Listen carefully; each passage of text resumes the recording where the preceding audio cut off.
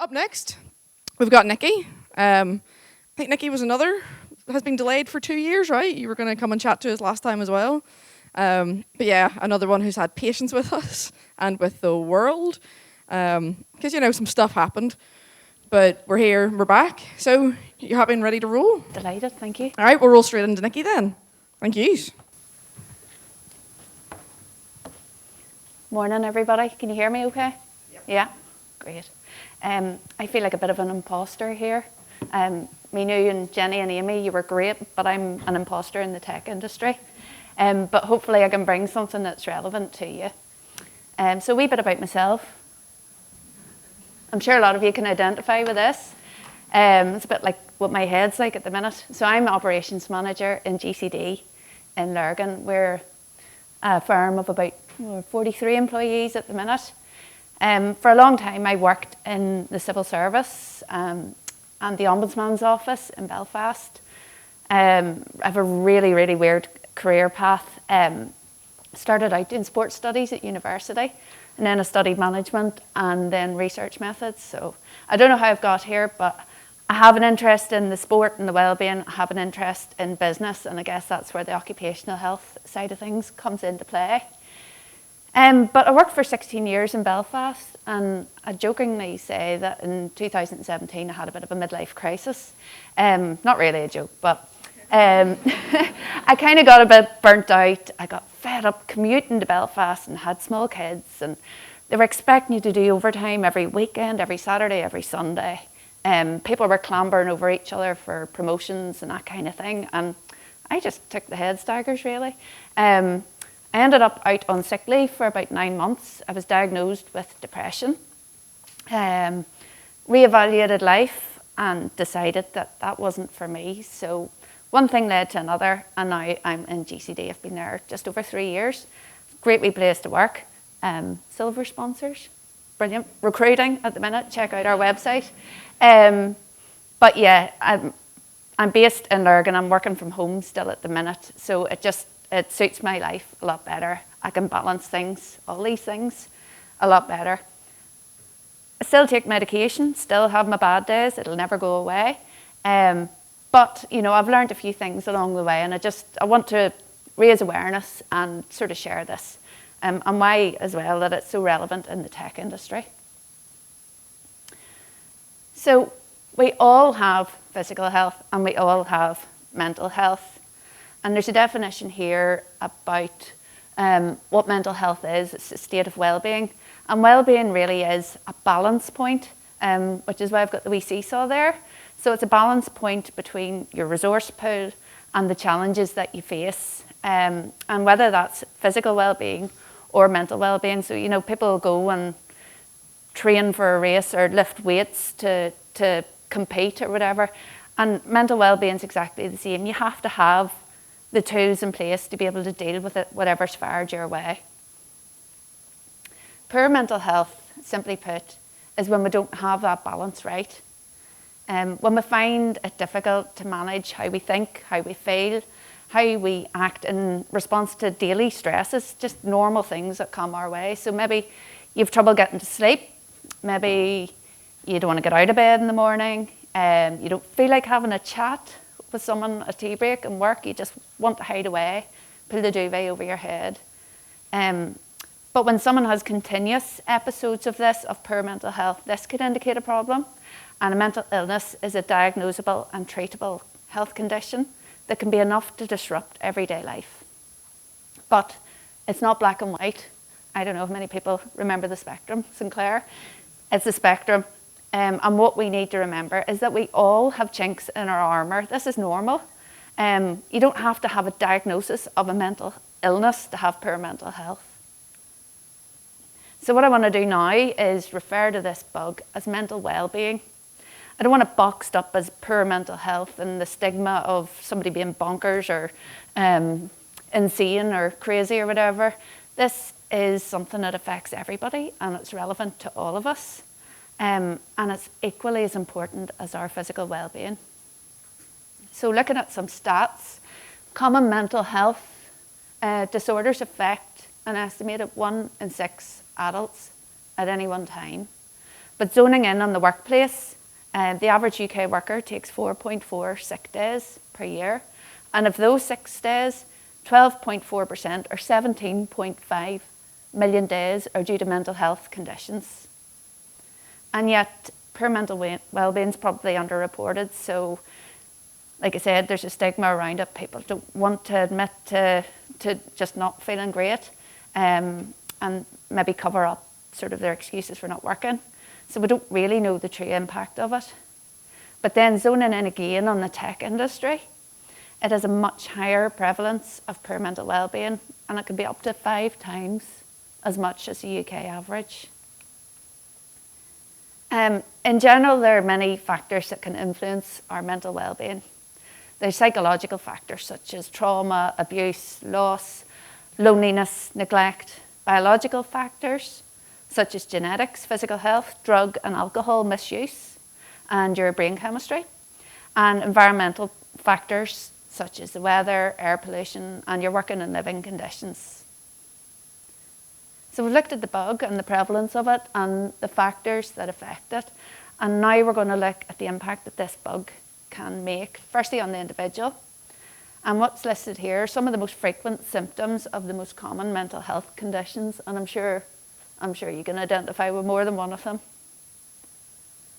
This is a wee bit personal. This is an extract of a letter that I shared with my colleagues during lockdown. Basically, well, I was just feeling a bit meh, as I call it.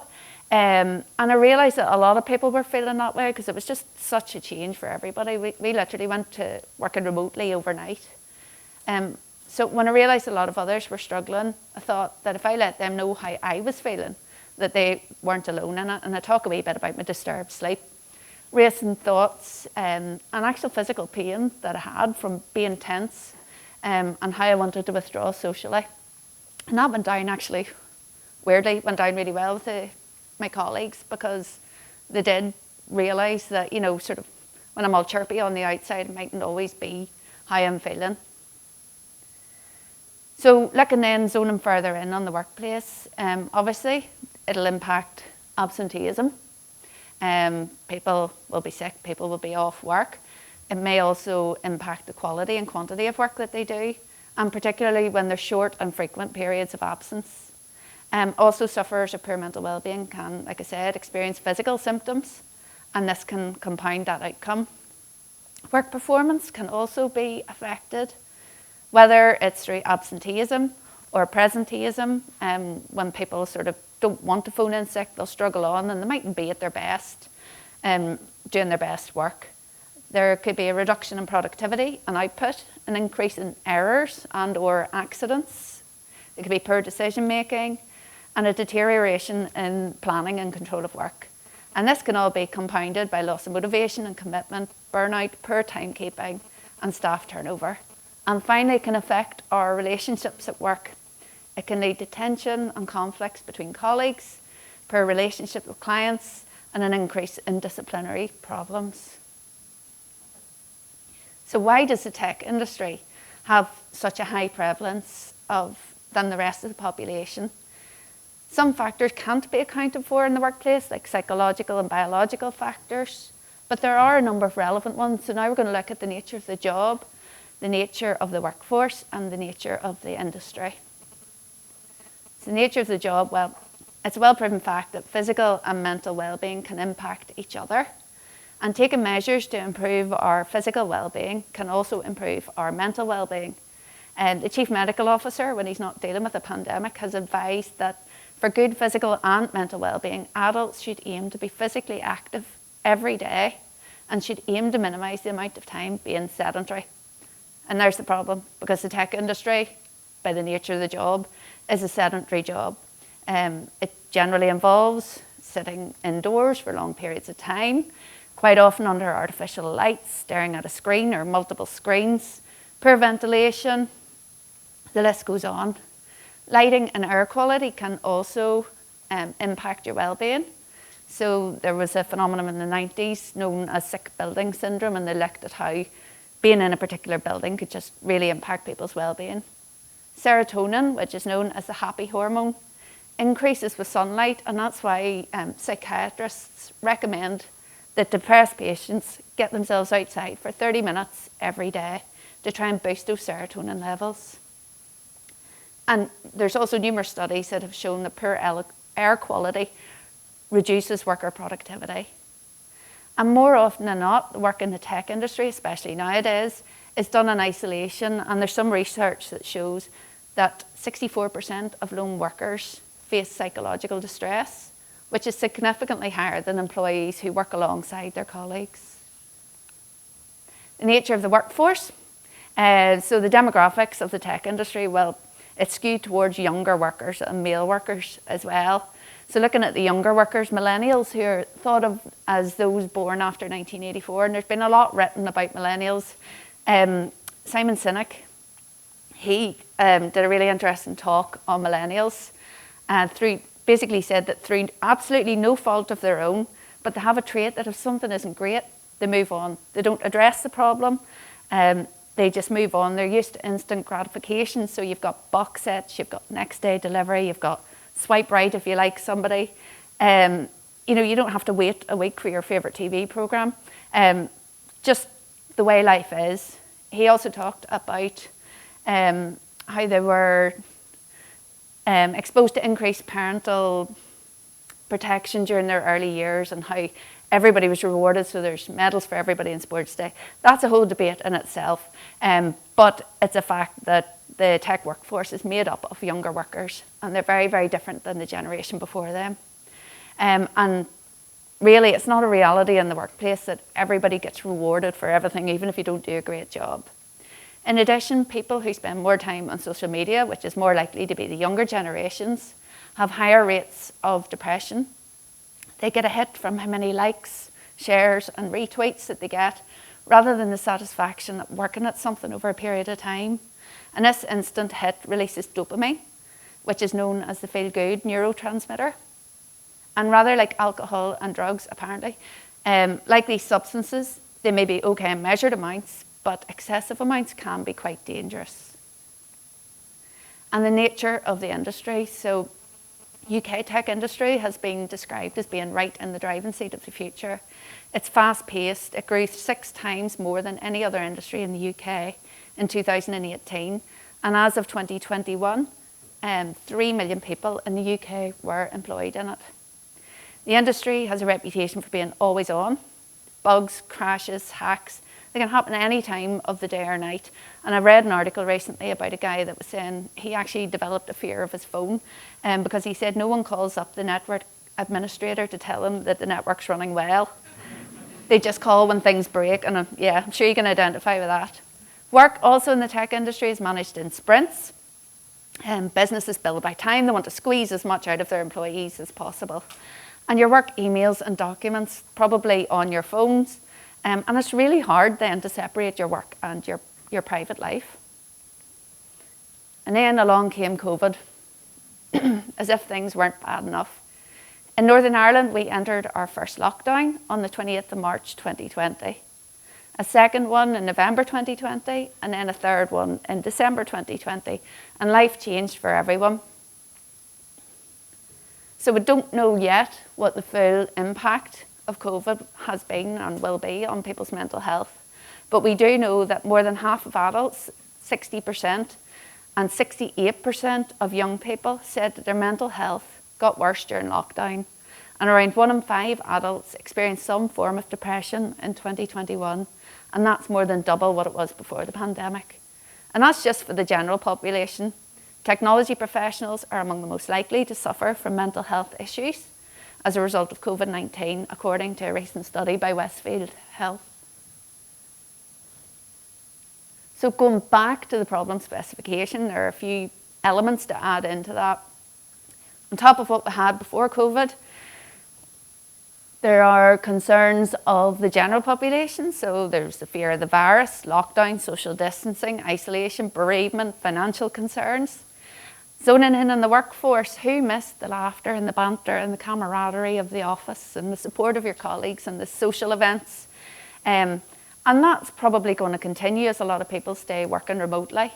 Add to that fears about job security, returning to the workplace, Some employees now work longer, more regular hours alongside caring and family responsibilities, and the boundaries have become even more blurred between our work and our private lives.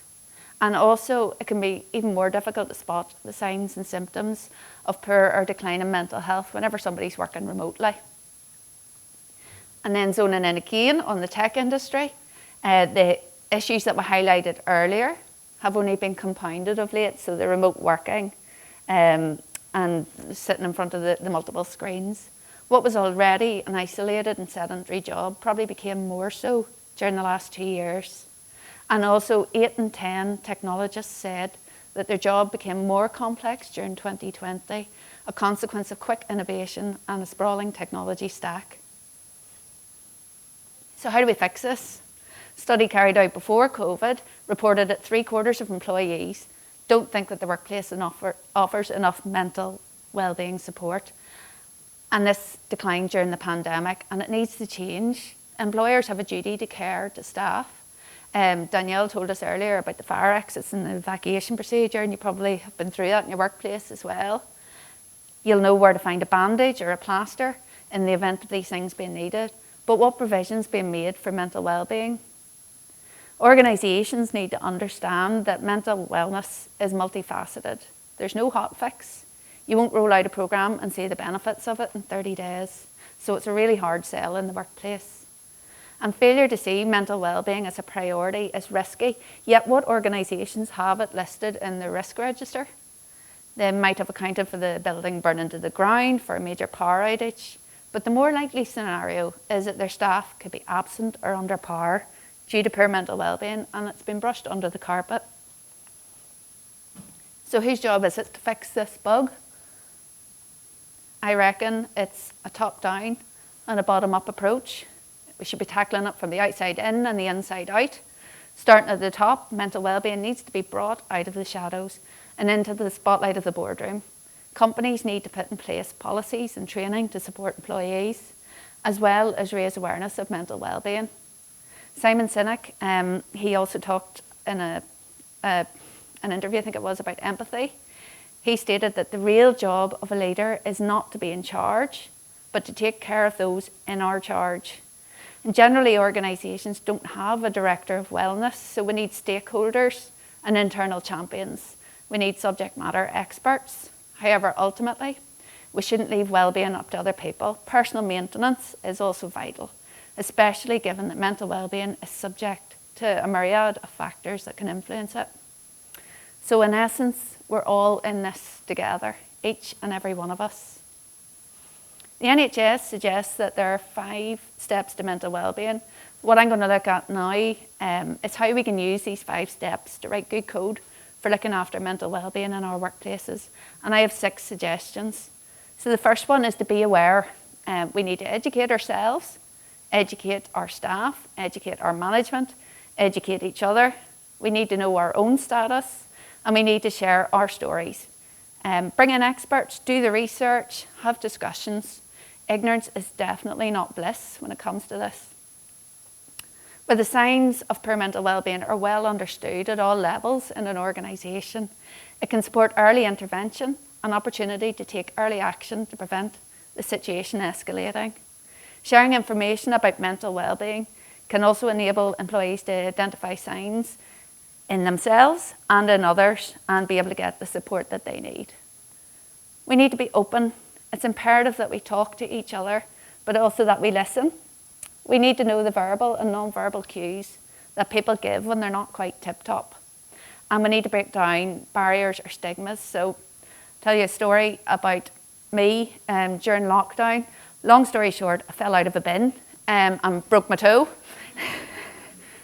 Talk to me at tea break. But I was really proud of my toe, the shape and size and colour of it, and it was changing daily, and I kept taking photos and sharing it with my colleagues because I was so proud of this. But actually, when it came to talking about my mental health, I was in my job 17 months before I talked to anybody about having depression. Bit of a difference there. But we need an equal playing field between physical and mental well-being, so we need to be brave and talk about it. Strength should be the acceptance of one's own flaws. We must normalise the conversations, create an open space to have them, And it isn't to say, feel bad for me, feel sorry for me, or trying to equate to everybody's struggles, but just acknowledge that we all have our struggles. You might think that everybody has their stuff together around you, but probably isn't true.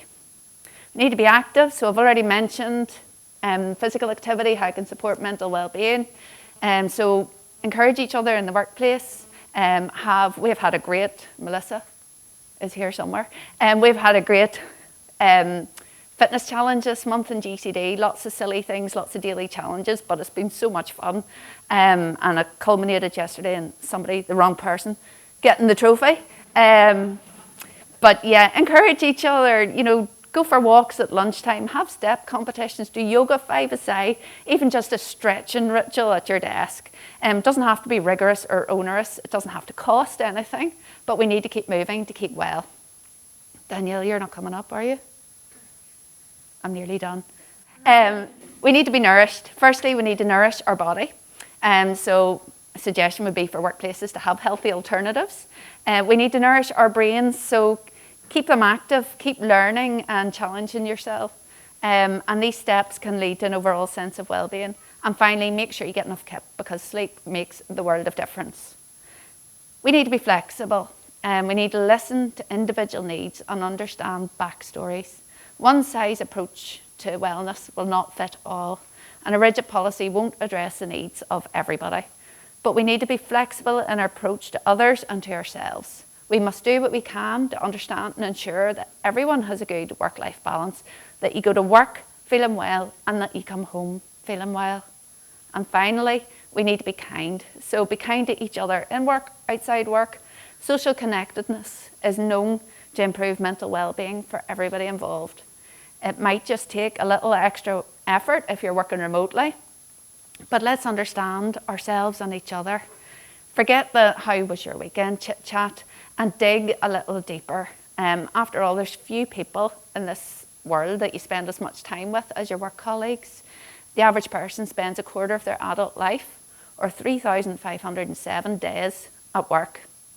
And let's stretch the kindness beyond the walls of the workplace. We can volunteer, give, help, support, and make sure that everybody has the opportunity to do these. But overall, let's embed all of these actions and make them part of the culture and the back end of our business. We need to make sure that our corporate environments provide everyone with the tools that they need to strike the right balance for mental well-being. Shouldn't be something that we need to plan and timetable. It should be part of who we are and what we do. We need to move to a society where all of us become aware of our own mental well-being, other people's mental well-being, how to cope with ours and other people's whenever it fluctuates. And it's all of our responsibilities to make this change. And this is our call to action. Thank you so much for listening, and please take care.